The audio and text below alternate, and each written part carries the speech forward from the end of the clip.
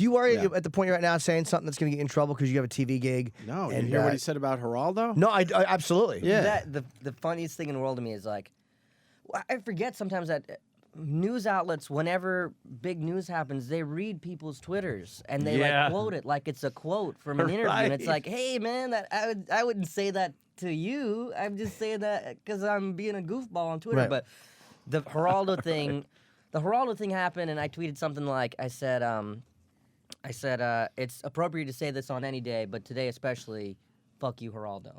And I just wrote that on Twitter, and then I have to read this. It was some respectable news. It was like the Hollywood Reporter or something. Oh, brother.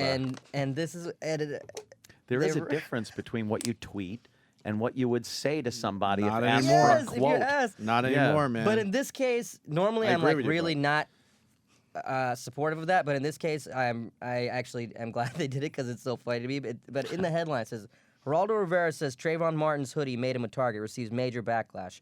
The Fox News commentator says Martin's killer should be prosecuted, but that the victim's attire put him at fault too. Aziz Ansari responds, fuck you, Geraldo.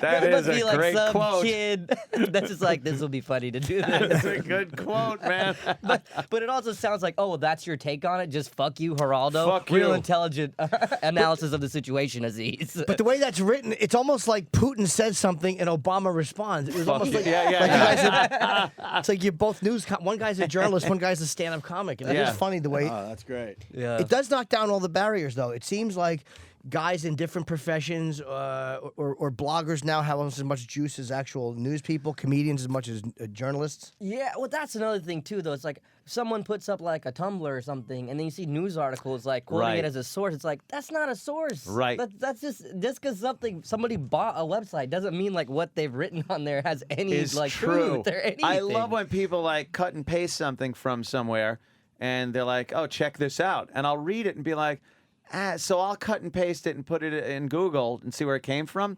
And you realize it's completely without any basis, without any facts, no checking up on anything. And it's just some guy's blog. It's like, oh, really? Is this fucking, I don't think he's winning the Edward R. Murrow Award for reporting. I've done horrible. I've done so many interviews with, like, some, places that are respectable, and they've clearly done their research on Wikipedia, and it's like, that's not a real thing. Yeah. Yeah, you go to Snopes.com a lot of times and see if something's bullshit. And it's like, oh yeah, this is a story that originated back in 1986 with this, that, and people be like, dude, check this shit out. Like, really? You're buying this? And then you realize that's what most people are doing, going, oh wow, that's true. No, it's not. Or when, Research. or when they interview you and they ask you, like, from the Wikipedia, something that's such an unimportant. I had one line in Spider-Man. It was fun for us, but nobody gives a shit. It's one line in 2001. And I'll go on the radio sometimes, like in another market, they'll go, so you were in Spider-Man. And I'm like, I didn't fucking co-star in it. I was like a quarter step above an extra. Like, where do you want me to go with this discussion? A funny story behind that. Traffic on the fucking Queensboro Bridge and all.